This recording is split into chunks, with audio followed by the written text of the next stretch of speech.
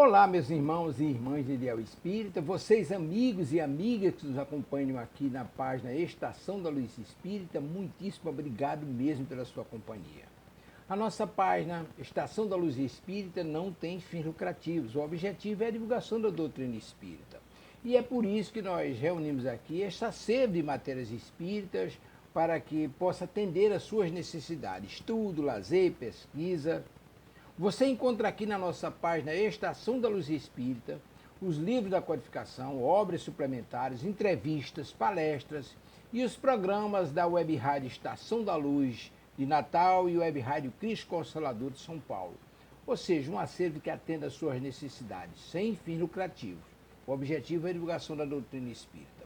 E agora eu convido você para nos acompanhar na reprodução de mais esse trabalho imperdível. Muito obrigado mesmo pela sua companhia e vamos juntos!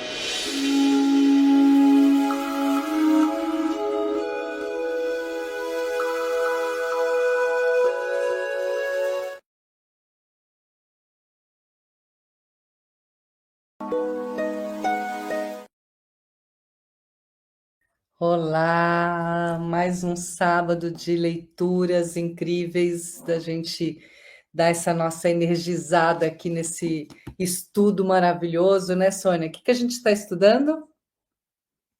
Estamos a estudar o livro Paulo e Estevão. Muito bem, este aqui. O livro Paulo Estevão, psicografia de Francisco Cândido Xavier, ditada pelo Espírito, na época, Espírito Emmanuel, e agora os dois estão invertidos, né? Um está aqui, outro está lá, um voltou para casa, outro está aqui com a gente ainda para nos ajudar nessa grande transição planetária. E nós estamos na página 259, essa é a edição da FEP, Federação Espírita Portuguesa, página 259, no segundo parágrafo, que começa, terceiro parágrafo, começa como Saulo guardou a lição. Saulo guardou a lição. Isso para quem está pesquisando através de outro livro, tá bom? Ou então através do Kindle, que dão páginas diferentes. Bom, Sônia, vamos aqui continuar a fazer o nosso lindo estudo, mas antes disso, nós vamos fazer uma oraçãozinha de abertura para a gente ficar assim, né? Energizada, pode ser? Ok, então vamos lá. Mestre amado Jesus, nosso querido irmão, nosso orientador, nosso grande, grande, grande amor.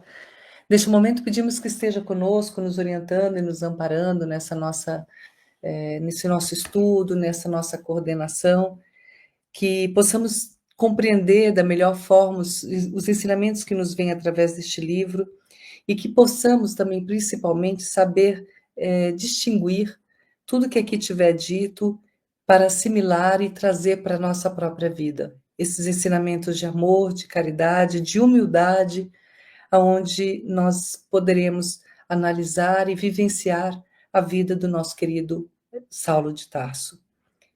Nossos irmãos, que possamos todos estar unidos em pensamento e em oração, com nosso coração aberto, preparado para receber o teu amor, o teu carinho, e que essas energias fiquem também em nosso lar, enquanto fazemos esse estudo. E agradecemos a oportunidade de saber que está conosco, e que os nossos amigos espirituais, responsáveis por esse estudo, por esse trabalho, porque é também um trabalho, que estão conosco, também possam sentir as bênçãos de Deus. Que assim seja. Muito bem, né, Sônia? Então vamos lá, olha. Bom, primeiro quero dizer a vocês, nós anunciamos que estaria conosco hoje o nosso super Glauco, mas ele teve um probleminha, teve que resolver. E então vamos fazer hoje eu e a Sônia, vão ter que ficar conosco, né, Sônia? E o Glauco vai substituir depois a nossa parte, tá bom? Vai entrar conosco em um outro sábado, tá bom? Enquanto isso, estaremos nós aqui juntinhos fazendo esse estudo.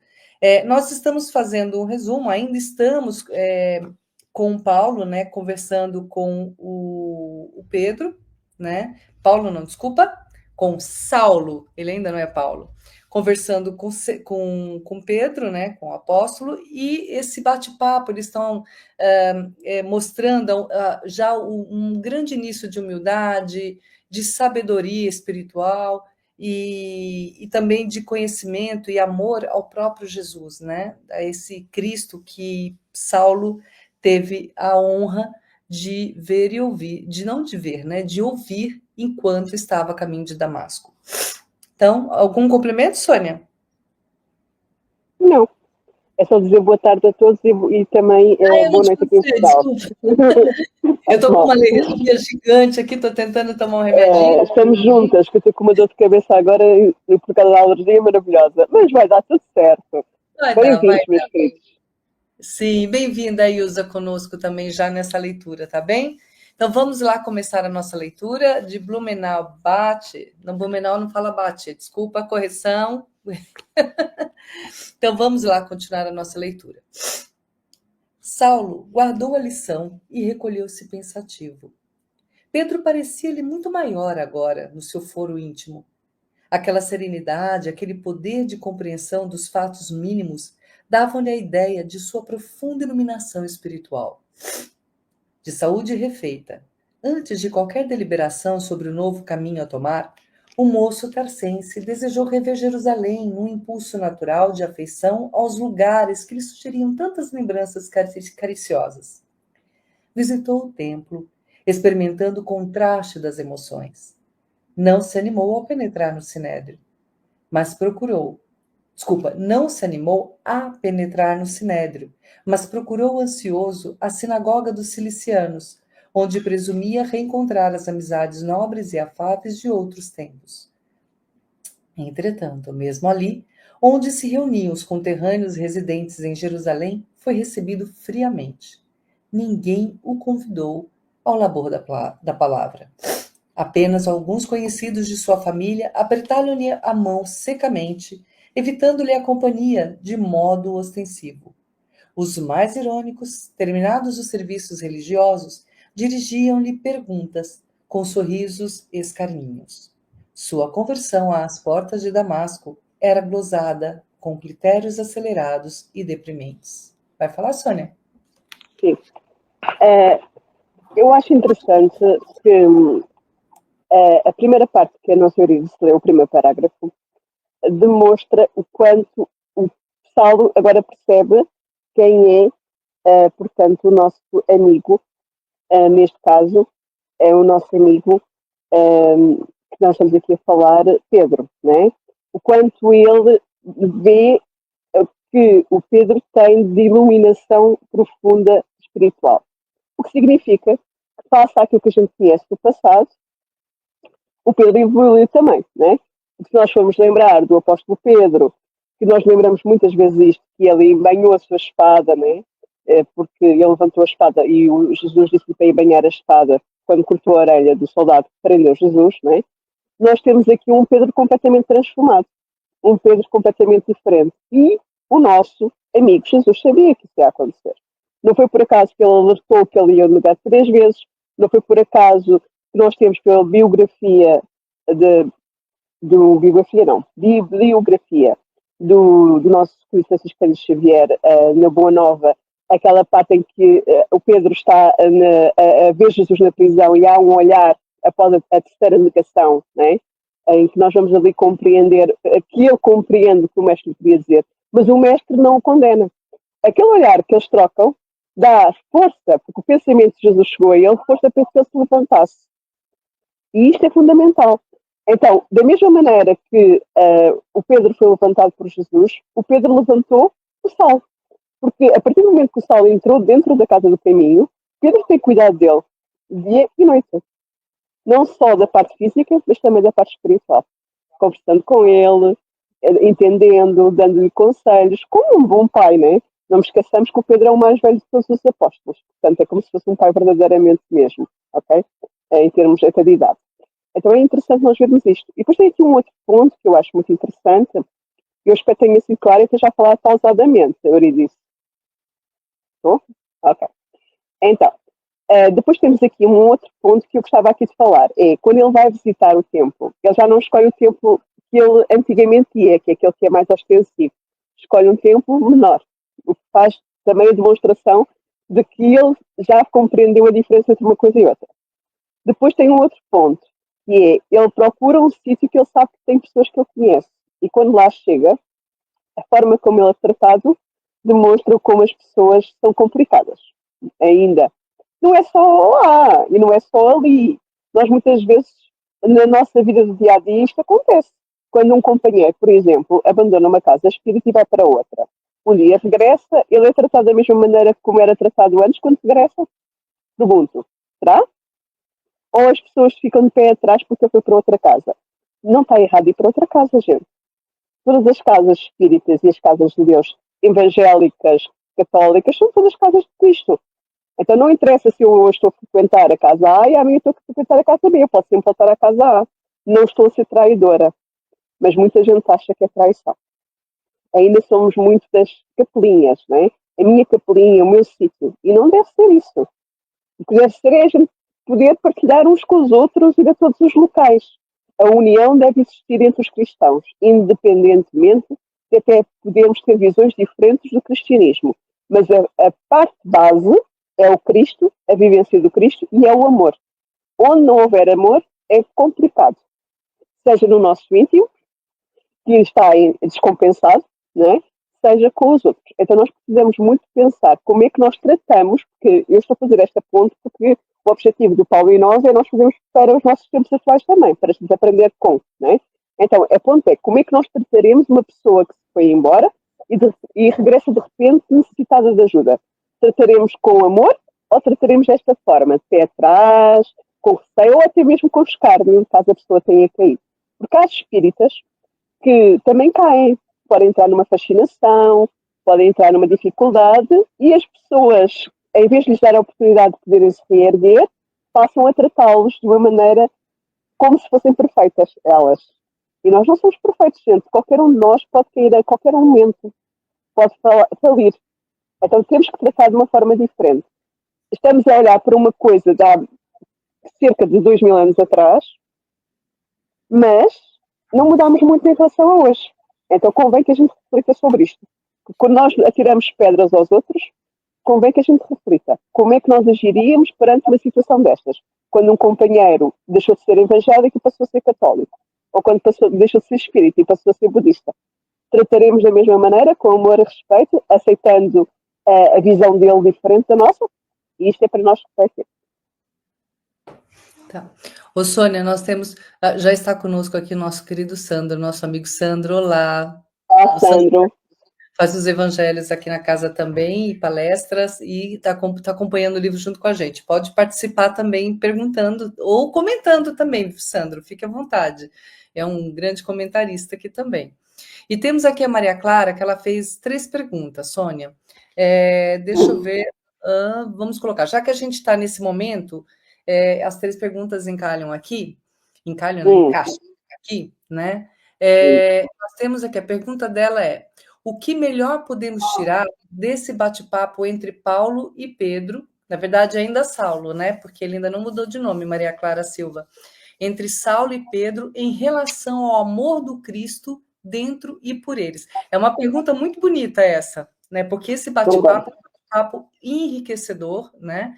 E então vou deixar a Sônia dar responder aí também. Ok.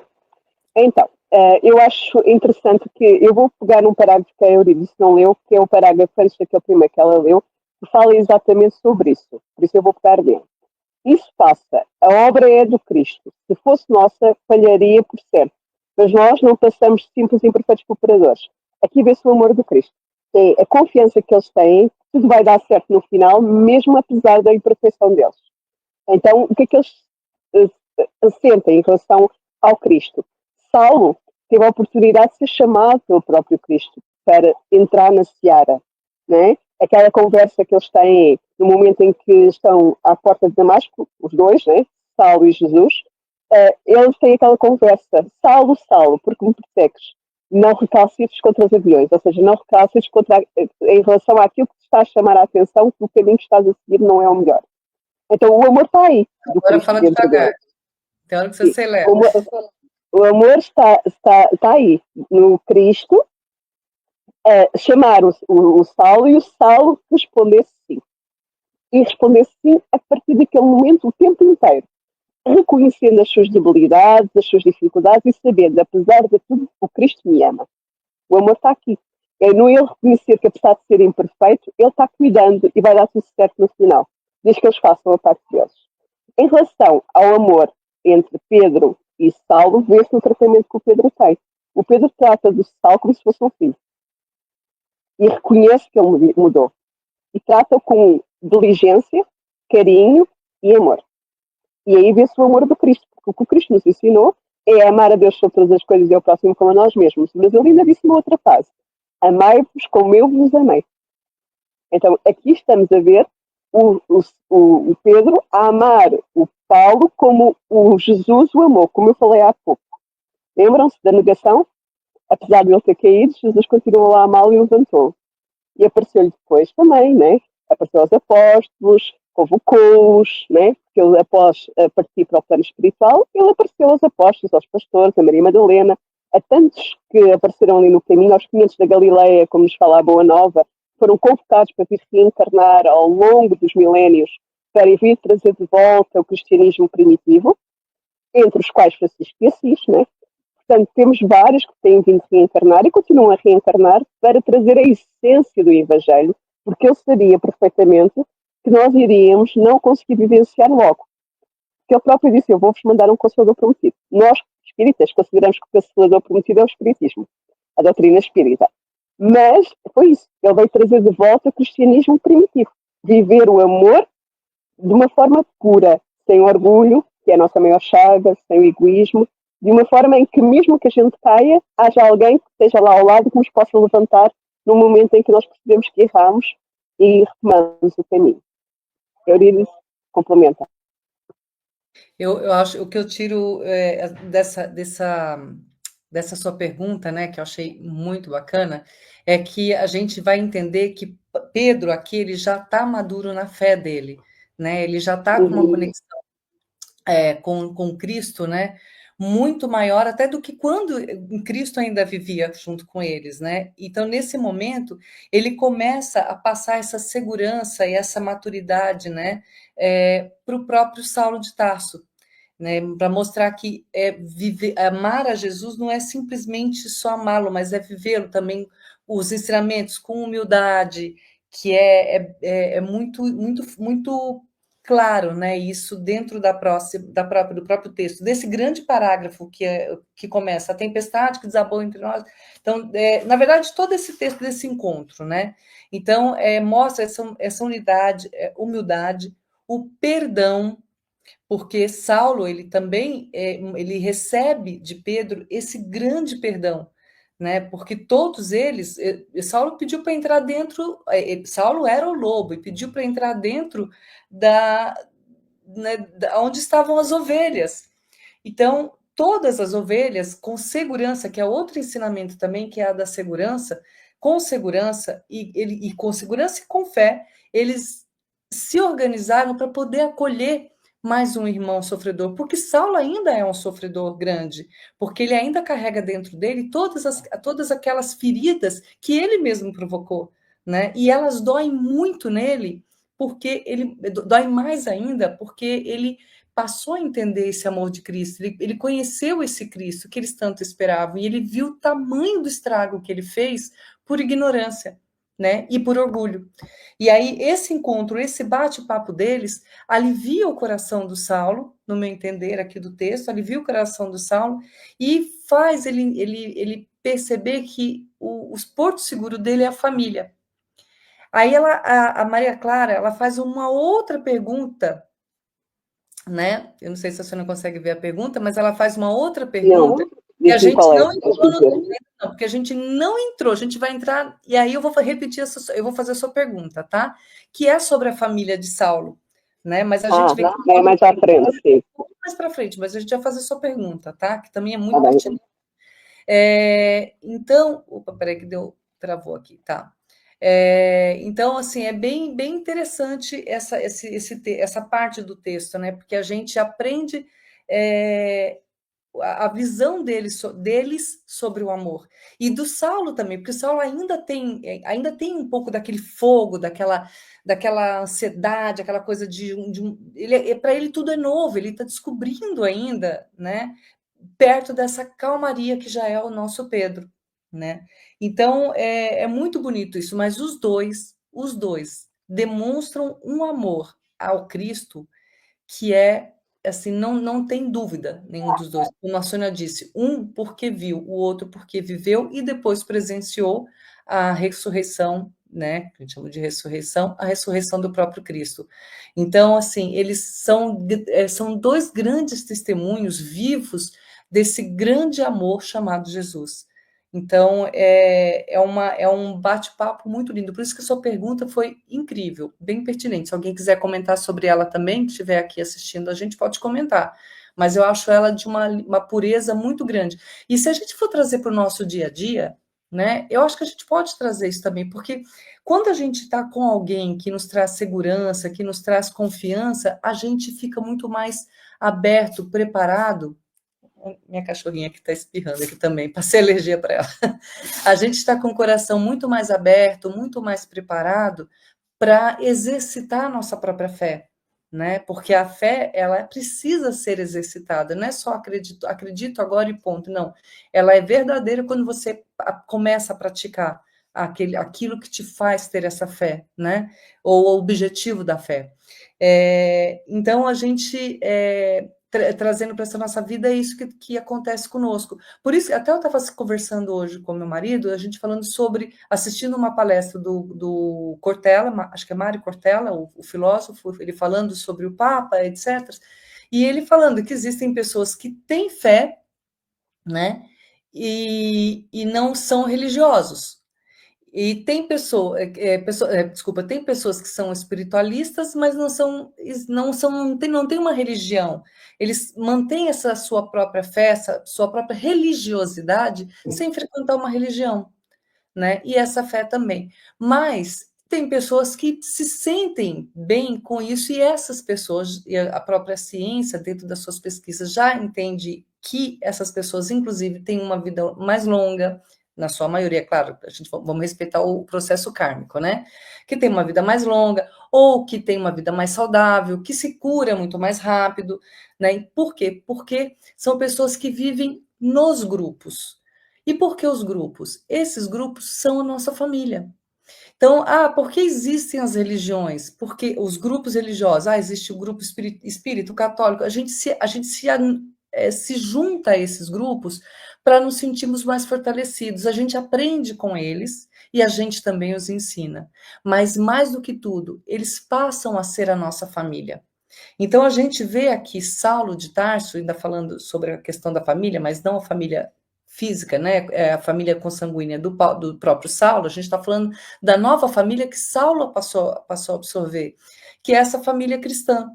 Ele se sentiu seguro entre eles, por isso que ele foi pedir ajuda, porque ele podia ter criado depois ele cria, mas o berço dele passou a ser a casa do caminho, né? E ele elegeu esse grupo como a família dele. E é assim que a gente faz também, quando a gente se sente confortável em algum ambiente, no caso religioso, a gente está falando aqui da religião no caso, é porque aquelas pessoas passam a ser a nossa família, né? Por isso que a gente tem que, dentro da nossa casa espírita, ou da igreja católica, ou evangélica, ou budista, o que quer que seja, a gente tem que respeitar as pessoas dentro da sua própria evolução, dentro daquela religião, porque elas também são a sua família e estão em momentos diferentes de evolução vamos dizer assim, de conhecimento.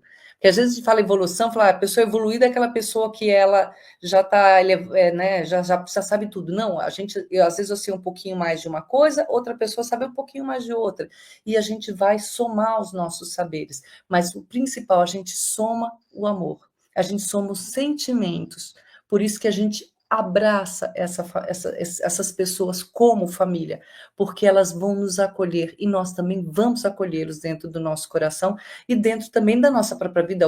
A Sônia é uma pessoa que eu acolhi e ficou minha irmãzinha, né, Sônia? Mas é assim que a gente faz com os grupos que a gente escolhe para conviver.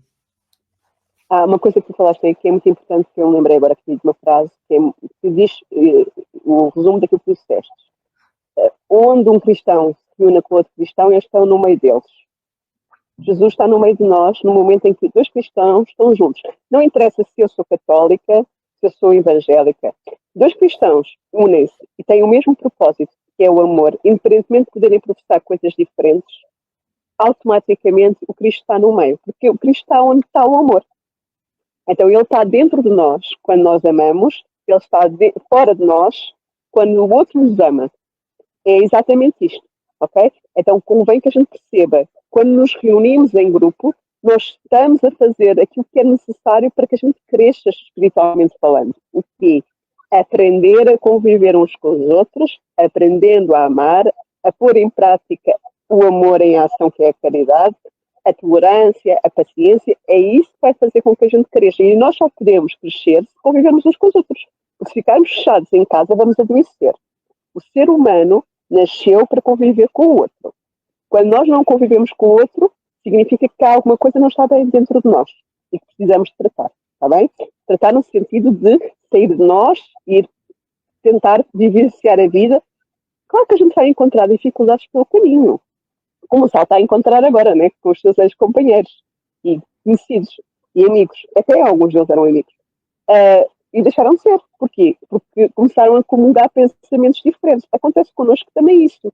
Porque às vezes nós temos um amigo que tem uma visão atualmente já não é a mesma que a nossa e nós já não conseguimos de alguma forma conviver porque há ali a falta de respeito da opinião um ou do outro. Porque normalmente a gente consegue conviver em conjunto mesmo tendo opiniões divergentes, desde que a gente respeite. Ok? Então, se eu tenho uma visão do Cristo desta maneira, o outro tem a visão daquela maneira, aceitemos. O que importa é o que eu faço com isso. Se eu estou a fazer o bem. Fazer o bem significa aceitar o estágio evolutivo do outro e a forma como o outro vê. Qual é a que está certa? Só Deus sabe. E a que está certa, normalmente, como nos ensinou o nosso querido Kardec na Viagem Espírita de 1862, quando havia a questão de dois grupos, qual era o que estaria certo, era aquele onde estava mais tolerância. Porque mesmo que ele tivesse equivocado, como havia mais tolerância, havia a possibilidade de ser corrigido. Quando não há tolerância, a pessoa não ouve e não escuta para poder encontrar um outro caminho. Então, a tolerância é fundamental para que a gente consiga viver juntos. Divaldo partiu recentemente para o plano espiritual. E ele tinha aquela passeata onde estavam outras religiões, pela paz. Ele conviveu de alguma forma com a Irmã Dulce, que é atualmente, hoje, bastante importante dentro da Igreja Católica, né? Porque houve uma alteração. Então nós precisamos compreender como a Irmã Dulce também se comunicou com o Chico. E ela é católica. E não deixou de ser católica só porque falava com o Divaldo, falava com o Chico. O Chico deixou de ser espírita só porque falava com a Irmã Dulce ou com outro qualquer. E a gente tem que começar a pensar sobre isto, está bem? Porque a família cristã é toda, não é a B ou C, somos todos filhos do mesmo pai. A família cristã é islâmica, é budista, é toda, porque somos todos filhos do mesmo pai e o nosso governador espiritual é o mesmo, é o Cristo. E lembrando que Pedro também ensina aqui né, nesse bate-papo, né? Por que eu vou lembrar isso? Nós estamos estudando nas terças-feiras as epístolas. Estamos falando sobre a Epístola aos Coríntios no capítulo 13, primeira Epístola aos Coríntios no capítulo 13, que fala sobre o amor. Tá incrível, vocês têm que assistir. gravado aqui no Web Rádio Estação da Luz. Procurem depois Epístolas, Visão Espírita, e vão assistir, que está incrível. E aí a gente vê que aprende, né, a gente vê o que Saulo aprendeu, não só aqui com Pedro, mas também no decorrer da própria vida dele, né, que a fé precisa da ação, que o amor precisa da ação, né, não vai ter interesse, esqueci como é que é vou lembrar, depois eu falo, eu recito aqui depois. Mas ele é ele não vai exigir assim, uma perfeição prévia. Ele exige que você se dedique a cada dia a observar os melhores, corrigir os seus erros e fazer o melhor de você, né? E ele passa esses ensinamentos para as comunidades cristãs dele, né? Que ele ajuda a criar, né? Ao redor do mundo, porque ele foi o grande divulgador do cristianismo. E depois de tudo isso, né, depois de tudo que ele fez, ele decidiu botar em ação esse amor do Cristo. E é isso que a gente também podia aprender nessa nossa jornada. Posso continuar, Sônia? Tem mais pergunta? Deixa eu ver, essa outra pergunta que dela dá para fazer. Quais são as semelhanças e diferenças nas personalidades desses dois seguidores diretos de Jesus? Bem, Pedro é cabeça quente. E o nosso Saulo de Tarso, de alguma maneira, também. Porque ele lutou ambos lutam de formas, antes de vivenciarem o Cristo verdadeiramente, de formas até intempestivas. E ambos têm essa característica. E ambos caíram. Um caiu naquela que eu falei há pouco, de levantar a espada para ferir a orelha. Portanto, entrou nessa questão. Podia dar aqui outros exemplos, mas acho que não vale a pena, essa é mais vulgar. O nosso querido Saulo, para defender Moisés, torturou pessoas. Nós temos um caso que lemos aqui, né, de uma tortura para ir atrás de Ananias, e depois, no meio desse caminho, encontra Jesus. Então, nós temos essa parte ainda de querer impor a sua vontade ou de uma forma mais acérrima. E ambos tinham essa característica. E o que é interessante é que ambos estão dominando essas características. O Pedro já dominou. O Saulo está a caminho, mas está quase, não é? Porque ele já está a conseguir fazer isso. Portanto, isso é muito interessante. E estamos a ver exatamente isso. Não foi por acaso que é o Pedro que cuida do Paulo. Nada é o acaso. Há sempre um motivo. Como é que eu vou cuidar de alguém se eu não souber o que é cair? Alguém que caiu é muito difícil. Porque se eu não tiver caído naquilo que a pessoa caiu, é mais difícil para mim conseguir percebê-la, né? Dar um exemplo. Alcoólicos Anónimos. Quem é que normalmente faz parte das sessões dos Alcoólicos Anónimos para ajudar aqueles que estão a começar a querer sair do vício? Os que já foram viciados. Porquê? Porque sabem as dificuldades e já conseguiram sair. Então é a mesma coisa aqui. E nós todos, no fundo, somos esses viciados morais e que vamos granjeando mudanças, e quando vimos alguém cair numa coisa que nós já caímos, automaticamente é mais fácil para nós termos compaixão pelo outro. Porque já sabemos o que isso é e sabemos o que custa levantar. E damos mais oportunidades. Por isso é que é muito importante nós percebermos exatamente que não somos perfeitos. Não há ninguém na Terra que seja perfeito. O próprio Cristo disse que perfeito só o Pai era. Então nem ele é. Apesar de que ele já está num patamar de espírito puro. Mas ele próprio diz, eu nunca serei o Pai. Nós nunca seremos o nosso Criador. Então estaremos sempre em evolução. Só que a evolução é muito grande. E nós não sabemos qual é o patamar de ser um espírito puro. Quando Jesus veio à Terra, ele apagou-se para exemplificar o que a gente conseguia fazer. Ele não exigiu que a gente fizesse o que ele já faz como espírito puro. Não, aquilo que naquele grau que a gente estava, nós já conseguimos fazer para chegarmos à regeneração. É isso que ele nos está a pedir. A seguir vamos pedir outra coisa. Quando chegarmos à regeneração, vai pedir aquilo que é necessário para a gente chegar a espíritos felizes. E assim sucessivamente. Porque faz parte da evolução. Lembrando que o Cristo não é o único Cristo que existe. Ele é o Cristo nosso. Mas há muitos Cristos em vários locais e que se reúnem com o Cristo. Eles trabalham em equipa. Até o Cristo se reúne com os seus pares para decidir os destinos da Terra, como nos ensinou o Chico, né? Houve uma reunião dos Cristos para decidir o destino da Terra e houve uma prorrogação de prazo para nós, para ver se a gente conseguia fazer as coisas de uma maneira diferente. Mas para eles nos darem essa oportunidade é porque eles achavam que a gente tinha possibilidade, senão não teriam dado. É só para dizer isto. A gente acha que não tem, não. Temos. se eles achassem que a gente não tinha capacidade, eles não tinham dado a ligação de trás. Só quero deixar esta esperança no nosso coração. O que eu colocaria também aqui como semelhanças deles, os dois são dois grandes líderes, né? Que um aprendeu pela.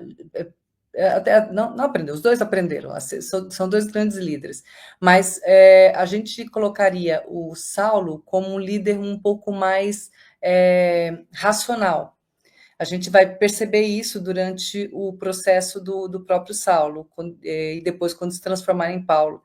E o Pedro é muito mais afetuoso, e mais humilde também, humilde em termos até de conhecimento intelectual, porque Saulo ele já veio com uma intelectualidade, ele estudou, né, trouxe, né, para ele todo um estudo farisaico, ele tem uma intelectualidade muito maior do que o próprio Pedro. Mas os dois, como a Sônia disse, tinham orgulho, mas agora eles têm uma fé inabalável, essa é uma grande semelhança dos dois, e a outra grande semelhança é essa da capacidade de liderança que os dois possuem, né? Então, eu colocaria isso também para acrescentar. Agora, a outra pergunta dela a gente põe depois. O Sandro faz um comentário aqui, ó. Ele fala, só podemos demonstrar os nossos sentimentos através da energia do amor. Exato. E essa energia do amor, Sandra, é difícil a gente conseguir entender, né?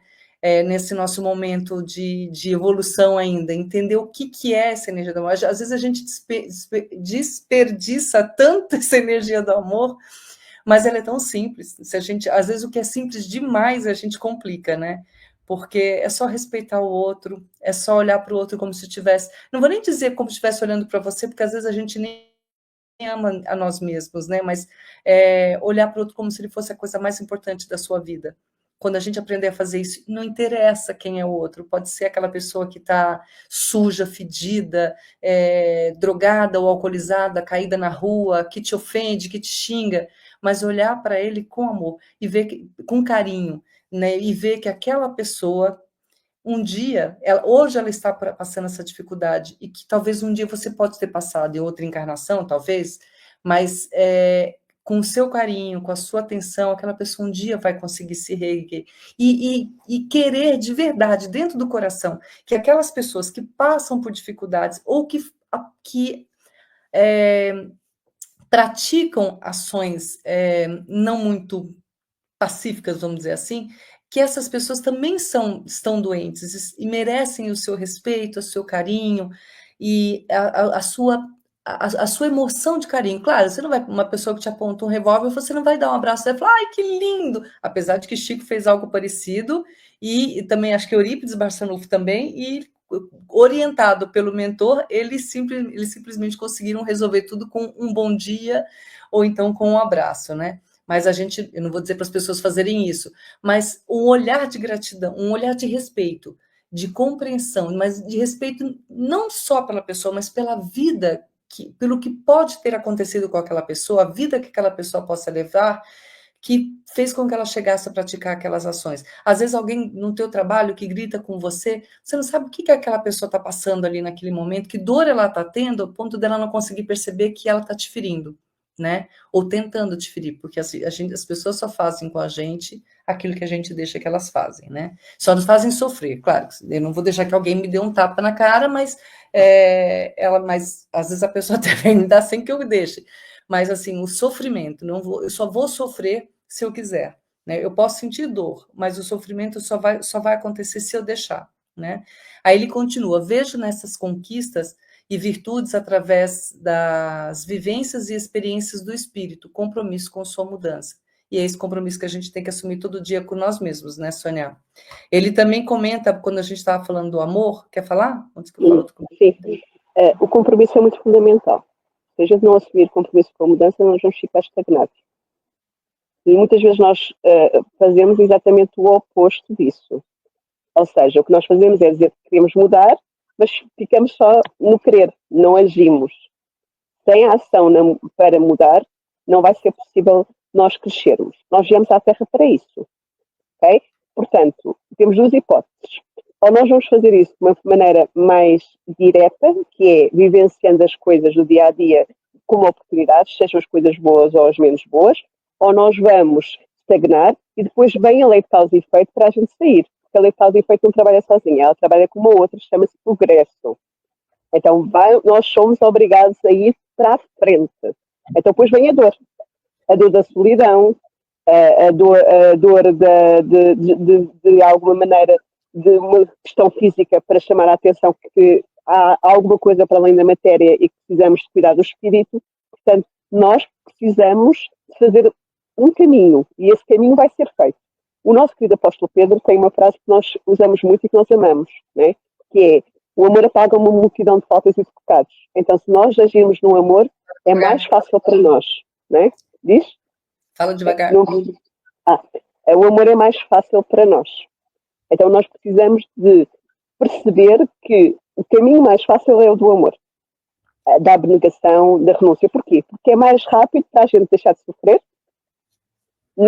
A dor é inevitável no planeta provas e expiações, mas o sofrimento interno depende da forma como nós encaramos essa dor. Se a encaramos como oportunidade ou se a encaramos como uma coisa de castigo. E não é castigo, gente. É para impulsionar para a gente ir para a frente. Se a dor aparece é porque há alguma coisa que precisa ser tratada. E então, se há uma coisa a ser tratada, é descobrir o quê? Né? Dentro de nós, para que a gente possa viver mais felizes. O nosso querido Paulo de Tarso está fazendo isso. Ele percebeu que aquilo que ele precisava tratar era o seu orgulho, que é a nossa maior chaga e que é transversal a toda a humanidade. Então, ele está tratando do seu orgulho. E cada encontro que ele tem com o passado, ele está tratando do seu orgulho. E o Sandro, ele usa a palavra compromisso, que até você ressaltou também, né? E realmente, a gente percebe aqui o compromisso que Pedro e que Saulo assumiram diante de Jesus, né? Então, é isso mesmo. Depois ele fala sobre o amor, né? A história de Paulo e Estevão é sobre o amor. Mas como chegar nessa conquista é o que ele nos traz. Então, ele realmente, nesse livro a gente vai ver, depois a gente vai ter um grande bate-papo no final do livro para a gente entender o que é o que todo o processo de amor, como foi evoluindo esse amor de Saulo, né? E a comparação também desse amor dele, mesmo no final, para o amor de Estevão, que do começo do livro, do relacionamento dele com o pai, com a irmã, com os outros, o amor da mãe deles para eles. Então, assim, é amor para tudo quanto é lado, né, Sandra? Mas é um amor que a gente ainda precisa aprender a conhecer. E Saulo está aprendendo. Ele está aprendendo. Bom, posso continuar, Sônia? Maria Clara, sua pergunta está aqui, tá? Calma lá. Então, vamos lá. Não seria algum sortilégio dos feiticeiros do caminho? Diziam uns. Não seria Demétrio, que se vestira de Cristo e lhe deslumbrara os olhos doentes e fatigados? Interrogavam outros. Percebeu as ironias de que era objeto. Tratando-no como demente, foi aí que, sem sopitar a impossibilidade do coração honesto, subiu ousadamente em um estrado e falou com orgulho. Aqui está, a impulsividade ele mantém-se, aquilo que eu falava há pouco. A impulsividade é uma característica dos dois. E ele mantém-a ainda. Portanto, é interessante ver que essa parte ainda não desapareceu, porque ele é sincero.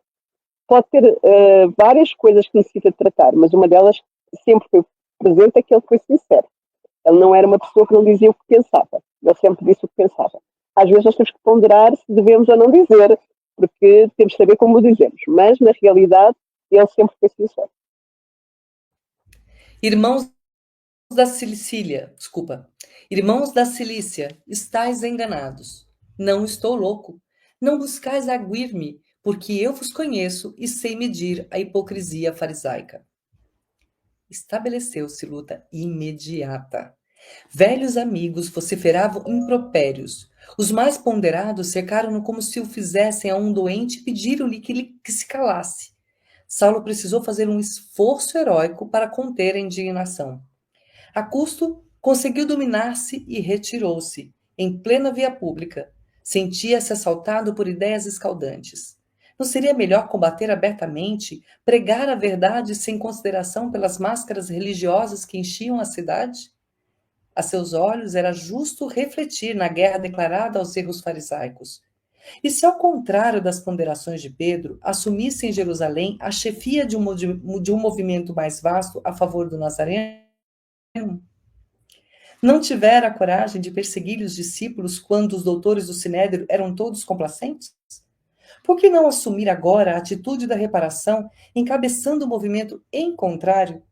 Havia de encontrar alguns amigos que se lhe associassem ao esforço ardente. Com esse gesto, auxiliaria o próprio irmão na sua tarefa dignificante em prol dos necessitados. Olha lá. Voltou o Bensal. Não é assim tão fácil a gente pensar a nós próprios. Não é fácil. O Bensal está aqui. A impossibilidade que o Pedro tinha, que ele já dominou, o Sal está a caminho. Ainda não conseguiu dominar. Antes de você continuar, Sônia, só te falar uma coisa. Isso é o que acontece com a gente no nosso momento de transformação. Quando a gente começa, eu digo por mim, gente, quando eu comecei, eu sou uma pessoa bem diferente da pessoa que começou a estudar esse livro, não ler, estudar esse livro. E no começo eu tinha uma taquicardia, porque eu sabia que tinha coisa que eu tinha que corrigir, eu não corrigia, e aí eu falava, não, hoje eu vou acertar. E às vezes eu acertava. Aí no dia seguinte ela errava tudo de novo. Eu falava assim, gente, eu tinha uma raiva de mim mesmo porque eu não conseguia acertar. Porque o processo inicial, né, Sônia, é um vai e vem, até chegar um momento que tem uma palavra muito bonita, que eu acho muito bonita, que chama simbiótico. Chega um momento que você não percebe que você já conseguiu fazer essa mudança, que você mais acerta do que erra, não é, Sônia? É verdade, porque na realidade muitas vezes nós, quem é muito impulsivo, eu falo por experiência própria, porque sou, normalmente quando começa este percurso, começa a fazer passos a passos, não é? Às vezes cai na 31ª, já estou simpática, cai na 32ª, mas vai sendo paulatino, até que um dia passa a ser natural. Mas não é de um dia para o outro. Portanto, se nós achávamos que o sal ia mudar de um dia para o outro, não é possível. É porque o progresso vai-se dando ao longo da vida com as dificuldades que nós vamos encontrar pelo caminho. Então faz parte. Então nós vamos ver o roteiro todo nesse sentido, né? De como é que ele vai fazer para chegar ao Paulo das Epístolas. Né? Ao Paulo das Epístolas. Exato. Vamos continuar entendendo. Fascinado com tais perspectivas, penetrou no templo famoso. Recordou os dias mais recuados da infância e da primeira juventude. O movimento popular no recinto já lhe não despertava o interesse de outrora. Instintivamente aproximou-se do local onde Estevão sucumbira. Lembrou a cena dolorosa, detalhe por detalhe. Penosa angústia assomava-lhe o coração. Orou com fervor ao Cristo.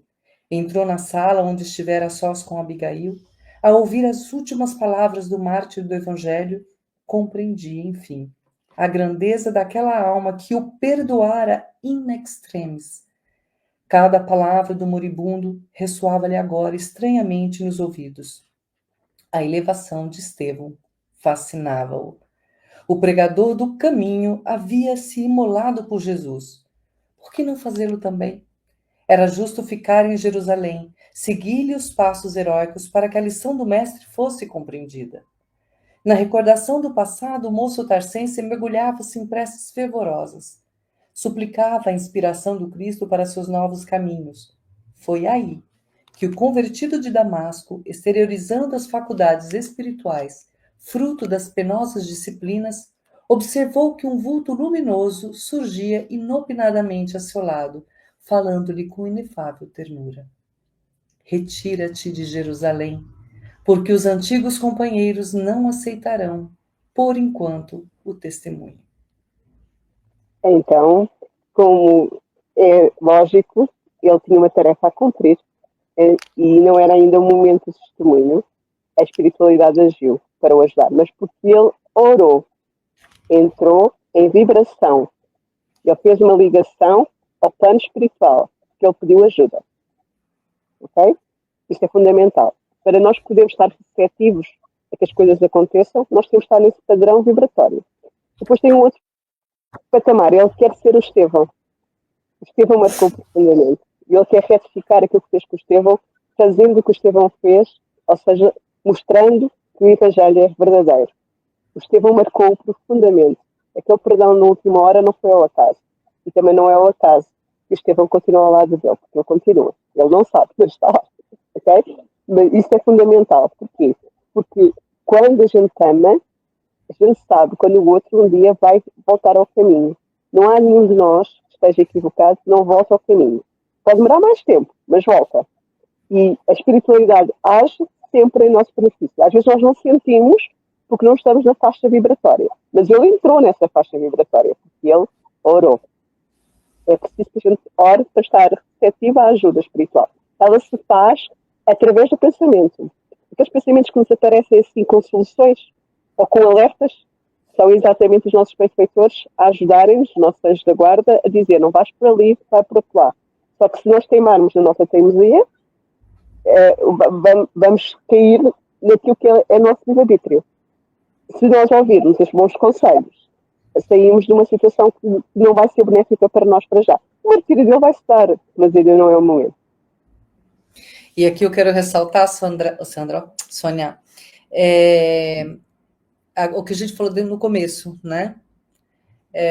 Quando estiverem 2 ou mais pessoas reunidas em teu santo nome, ali estarei presente. Lembrando que a Saulo podia estar sozinho aqui, em corpo físico, naquela casa, mas ele não estava sozinho em espírito, né? Tinham outros, ele estava muito bem amparado, e os outros espíritos também estavam em nome de Jesus. Ou seja, a gente nunca está sozinho. Se a gente vai pensar assim, então tá bom, Jesus só vai estar comigo se eu estiver com outra pessoa falando sobre ele, né? Se eu estiver sozinho, eu não vou receber Jesus. Então, não vou estar com Jesus, né? E aqui a gente vê que Saulo, mesmo estando sozinho, ele, naquele momento em que ele fez a oração, ele se conectou com semelhantes ou superiores, com espíritos que estavam ali para ampará-lo, e nessa conexão ele deixou de estar sozinho. Olha o poder da oração. E quando ele deixou de estar sozinho, ele recebeu ajuda, ele recebeu orientação. E que veio essa voz e disse isso para ele. Né? A gente vai ver de quem é a voz aqui, mais ou menos, depois a gente fala sobre isso. Sob o pálio de Jesus, Estevão seguia-lhe os passos na senda do discipulado, embora a posição transcendental de sua assistência invisível. Saulo, naturalmente, cuidou que era o próprio Cristo o autor da carinhosa advertência, e, fundamente impressionado, demandou à Igreja do Caminho, informando a Simão Pedro o que ocorrera. Pode falar, Cícero. Foi Estevão que lhe fez o alerta, só que ele não consegue reconhecer o Estevão, né? Porque ele não tem a noção como nós temos. Muitas vezes há quem nos alerte, espíritos que nos aparecem, e nós damos o nome de Jesus, de Maria, quando na realidade são enviados deles. E aqui é o Estevão, que ele vai achar que é Jesus, mas na realidade é o seu mentor, porque o Estevão passou a ser o mentor do Saulo, quando passou para o plano espiritual. Ok? Não tomou o lugar do anjo da guarda dele, só que para a missão que eles têm que desempenhar, ele é o mentor. Que é a missão de levar o Evangelho aos gentios. Nós vamos depois perceber que é isso que ele vai fazer, né? A Senhora das Epístolas. Mas até lá, o Estevão tomou ele a seu encargo. Eu vou cuidar de ti. Portanto, então, ele está cuidando. Ele só vai reconhecer isso, provavelmente quando dorme, mas depois não se vai lembrar quando está acordado. E depois quando chegar a um sítio que eu já não vou falar porque não ia dar spoiler. É pronto. Mas, na realidade, ele não consegue. Ele acha que é Jesus. Já não é Jesus, é Estevão. Estevão está a trabalhar para Jesus, não é? Portanto, normalmente quem nos dá os conselhos diretos são os nossos anjos da guarda, os benfeitores, os que trabalham em nome de Jesus. Exato. E ali ele pediu ajuda. E essa ajuda veio. Na verdade, essa ajuda passou a acompanhá-lo já desde antes e ele não conseguia perceber, né? E a partir daqui a gente vai ver Estevão aparecer mais vezes nessa orientação de Saulo. E a gente vê que a vítima virou o anjo da guarda, do algoz. Porque esse algoz decidiu mudar. E ele com certeza participou desse processo todo. Já começou a participar quando ele ali o perdoou, né? E disse que se recebeu o amor da irmã, receberia o dele também, né? Então, assim, é muito bonito isso. E ele sai correndo para onde? Por aqueles que ele escolheu como o lar dele, voltou para a casa do caminho e foi falar com Pedro. Vamos lá. É aquilo que a gente estava falando da família, Maria Clara. A família que a gente escolhe também, né? Entretanto, acabou dizendo ao generoso apóstolo, que o ouvia admirado: não devo ocultar que tencionava agitar a opinião religiosa da cidade, defender a causa do mestre, restabelecer a verdade em sua feição integral. Enquanto o ex-pescador escutava em silêncio, como a reforçar a resposta, o novo discípulo continuava: Estevão não se entregou ao sacrifício? Sinto que nos falta aqui uma coragem igual à do Marte, sucumbido às pedradas de minha ignorância. Você vai falar? Bom, apesar de ter recebido o conselho, voltou de cima o que ele é. Ele não é de fugir de combate, ele nunca foi. Ele é sempre de enfrentar as coisas. E ele diz, apesar do conselho, de ele ter orado e ter ouvido o conselho, mesmo assim ele está questionando. Porque vem ao de cima o seu velho eu. O bom combate que ele fala. Ainda faço o que eu não quero e aquilo que quero fazer ainda não consigo. É uma das frases que ele vai dizer mais à frente. Mas é isto. E somos todos nós assim, sem exceção. Então, nós ouvimos o conselho. A Eurídice pode ser a minha anja da guarda encarnada. Chega ao pé de mim e diz-me assim, não faças isto. Mas a Sónia tem um outro tipo de postura. A Sónia pode não conseguir ouvir a Eurídice, porque eles não usam só o pensamento para chegar a nós. Eles usam as pessoas encarnadas para nos fazer chegar a mensagem. Porque é mais fácil para nós escutar viva voz. Mas mesmo assim, muitas vezes nós não escutamos. Porquê? Porque o nosso velho homem volta e nós ainda não nos conseguimos vencer. Apesar de eu ter orado, ter ouvido o conselho, ter achado que era Jesus, mesmo assim questionou. E somos todos nós assim ainda. Não, Saulo, replicou Pedro com firmeza. Não seria razoável pensar assim. Tenho maior experiência da vida, embora não tenha cabedais de inteligência semelhantes aos teus. Está escrito que o discípulo não poderá ser maior que o mestre. Aqui mesmo em Jerusalém, vimos Judas cair numa cilada igual a esta. Nos dias angustiosos do Calvário, em que o Senhor provou a excelência, a divindade de seu amor e nós o amargo testemunho da exígua fé, condenamos o infortunado companheiro. Alguns irmãos nossos mantêm até o presente a opinião dos primeiros dias, mas, em contato com a realidade do mundo, cheguei à conclusão de que Judas foi mais infeliz que perverso. Ele não acreditava na validade das obras sem dinheiro, não aceitava outro poder que não fosse dos princípios do mundo. Estava sempre inquieto pelo triunfo imediato das ideias do Cristo. Muitas vezes vimos-lo altercar impaciente pela construção do reino de Jesus, adstrito aos princípios políticos do mundo. O mestre sorria e fingia não entender as insinuações como quem estava o senhor do seu divino programa. Judas, antes do apostolado, era negociante. Estava habituado a vender a mercadoria e receber o pagamento imediato. Julgo, nas mediações de agora, que ele não pôde compreender o Evangelho de outra forma, ignorando que Deus é um credor cheio de misericórdia, que espera generosamente a todos nós, que não passamos de míseros devedores. Talvez amasse profundamente o Messias, contudo, a inquietação fê-lo perder a oportunidade sagrada. Tão só pelo desejo de apressar a vitória, engendrou a tragédia da cruz com a sua falta de vigilância. É interessante. Pedro está a usar o Judas como exemplo. Pedro compreendeu Judas. Coisa que há muitos cristãos hoje em dia, que não conseguiram ainda compreender. Ainda acham que Judas continua a ser o Judas lá de trás. Traidores. E, na realidade, não. Judas já reencarnou, já fez o seu progresso, entretanto, e já está num patamar até superior ao meu. Mas a questão é, aqui neste ponto, é nós percebermos que todos que connosco convivem são exemplos. Pedro soube analisar o que é que levou à queda de Judas. E sim, Judas amava o Cristo. Só que, como acontece connosco, dizemos que amamos o Cristo, nós ainda estamos agarrados às questões materiais. E muitas vezes perdemos as oportunidades pelas questões materiais. Então, o nosso querido amigo está-lhe a dizer, tu estás a cair no erro de Judas. Não vais por aí. Não é esse o caminho. Abençoado Pedro que está na vida dele. Para Barnabé, Ananias, Judas, todas as pessoas que o seu próprio Gamaliel, todos aqueles que aparecem assim ao longo do seu caminho, todos eles vão dando conselhos ao Saulo, que ainda é jovem, para ele conseguir se dominar a si próprio. E ele escuta. E isso é importante. Nós muitas vezes não escutamos os mais velhos. Achamos que já estão ultrapassados. Mas é assim. Às vezes os mais velhos, de facto, estão velhos do Restelo, como nos ensinam Lusíadas. Que é aquela pessoa que está sempre a achar que vai tudo acabar mal. Mas, a maior parte das vezes, os mais velhos só não querem que a gente caia nos mesmos erros que outros já caíram ou que eles próprios caíram. Isso. E, infelizmente, chegamos ao nosso tempo para continuarmos o livro na semana que vem.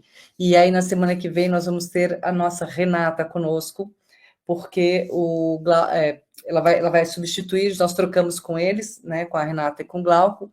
Então, acho que é a Renata que vai estar com a gente, ou o Glauco, não lembro, mas a gente vai avisar vocês para dar continuidade nessa parte do livro. E aí, Maria Clara, na semana que vem, eu já até apontei aqui a tua pergunta, a gente vai entrar na família de Saulo de Tarso. Então, a gente vai fazer a sua pergunta, e eu já pergunto aqui agora, vou colocar no ar aqui a pergunta dela, mas para mostrar que a gente vai refazer essa pergunta na semana que vem, tá? E responder, na verdade, que é qual o sentimento de Saulo em relação aos antigos amigos e parentes.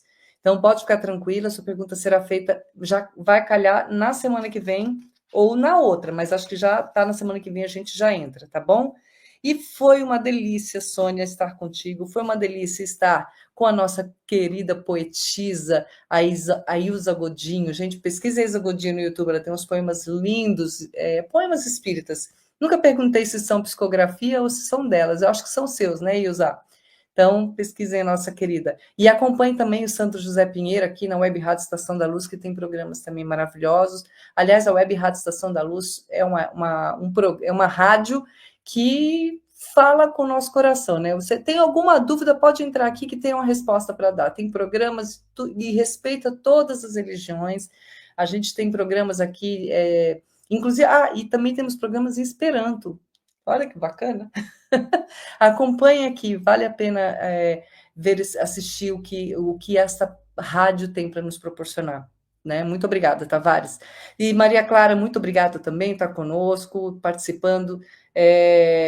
Vocês todos, é muito bom, vocês são essa nossa família, a família Paulo e Estevão. Na verdade, a família Paulo e nós, né? O grupo que está estudando esse livro são pessoas que estão conosco, algumas ao vivo, outras estão assistindo gravado, porque a Web Rádio Estação da Luz dá essa oportunidade de manter os programas gravados, então você pode assistir ou rever quando quiser, principalmente quando se trata de um estudo, porque às vezes eu tenho uma dúvida, deixa eu ver aquela versão, aquilo que eles leram, eu acho que eu entendi um pouco diferente, e se isso acontecer, fazem o quê? Aqui na Web Rádio Estação da Luz, a gente tem, o Tavares recebe para a gente as perguntas de vocês quando a gente não está ao vivo, tá?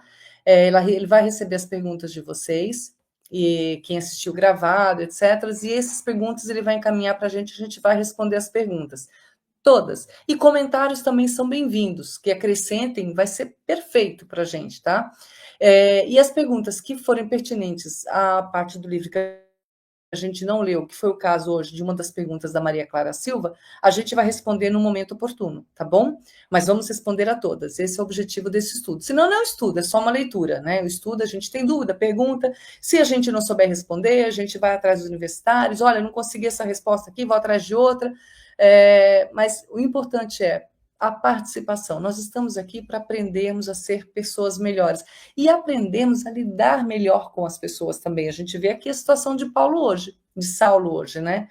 Para aprender a estar melhor, se dar melhor com as outras pessoas. Então, aqui no rodapé, ele passa, em azul vai passar o número do WhatsApp, acompanhe o número do WhatsApp, tá bem? Onde vocês poderão mandar as perguntas para a gente. Enquanto isso, eu já aviso vocês, enquanto vai chegar a resposta ali, eu já aviso a vocês que na semana que vem, como eu falei, a gente possivelmente vai estar com o Glauco, né, ou a Renata, que era para ele estar conosco hoje 24, mas ele vai estar semana que vem, ou ele ou a Renata, tá bom? E na continuação do livro, Brasil, 16 horas, Portugal, 20 horas. E outros países, por favor, usem o horário do Brasil como referência, ok? E a gente vai dar continuação nesse estudo maravilhoso. Se tiverem dúvidas, WhatsApp 55841853100. Mandem as mensagens para o Tavares, e o Tavares, as perguntas e comentários, ele vai encaminhar para a gente, tá? Temos na terça-feira que vem o estudo das epístolas, Visão Espírita, que eu falei para vocês. Nós estamos estudando a Epístola aos Coríntios, a primeira Epístola aos Coríntios, estamos no capítulo 13, incrível. Semana passada foi uma rodada de perguntas e respostas, e também muito incrível. Essas meninas são maravilhosas, a Kátia Boroni, Sandra Boara e Luísa Assunção trazem um conteúdo de uma forma muito fácil de entender, muito gostosa de assimilar, tá? E teremos, nesta quarta-feira, eu e a Sônia nós estamos fazendo estudo do livro Religião dos Espíritos, de Chico Xavier, ditado pelo Espírito Emmanuel. O tema vai ser o Guia Real. Ele acontece toda quarta-feira, não, desculpa, na próxima quarta-feira, que nós apresentamos a cada 15 dias. Na próxima quarta-feira, às 18h05. O nosso querido Sandro faz também o Evangelho por Emmanuel, com outro livro. E nós estaremos às 18h05, horário do Brasil, e 23h05, horário de Portugal. É isso, Sônia? Eu sempre erro. 18, 19, 20... 22h05, 22h05, querida. Nós estamos só 4 horas a mais, 22h05, aqui em horário de Portugal. Quem estiver vendo de outro país, com outro fuso horário, então utilize, como eu falei, o horário do Brasil como referência, tá bom? Então, olha, Sônia, minha querida, muito obrigada. Obrigada eu, obrigada Sandro, Ilza, a todos os que estiveram desse lado e não se identificaram. Um abraço enorme para ti, querida Eurídice, e espero que nós consigamos aprender cada vez mais a modificar-nos e a agirmos verdadeiramente no amor. E até breve. Maravilha. Até breve para você também, até breve para todos vocês. Muito obrigada novamente por estarem conosco. Vou fazer nossa oraçãozinha de encerramento, pode ser? Sim. Então, vou colocar já agora, o programa do Sandro do Evangelho é hoje. Portanto, assista. É depois de nós, né, Sandro? É às 18h05, portanto, está quase, daqui a bocadinho, está bem? Então, para nós, 22h05. Então, vamos aqui, nesse momento, elevar nossa mente ao Mestre Jesus, agradecer-lhe a oportunidade de estarmos em oração com ele, fazendo essa conexão com a espiritualidade maior, aprendendo cada dia mais com o nosso querido, com os espíritos superiores, né, que estiveram encarnados aqui, também passaram pelas mesmas dificuldades e que evoluíram assim como nós. Que esse estudo possa abrir nossas mentes e corações, que possamos compreender melhor os ensinamentos de Jesus e buscar aplicá-los no nosso dia a dia, com humildade, com caridade, com perdão, com amor. E, Mestre Jesus, neste momento, pedimos que ampare os lares de todos aqueles que estiveram conosco, seus familiares e todos aqueles que passarem pela nossa mente, que passam pelo sofrimento do corpo e do espírito. Que a paz e a esperança possam visitar cada um deles neste momento. Esteja conosco, Mestre Jesus, mas que essa semana possamos nós também estar contigo. Que assim seja.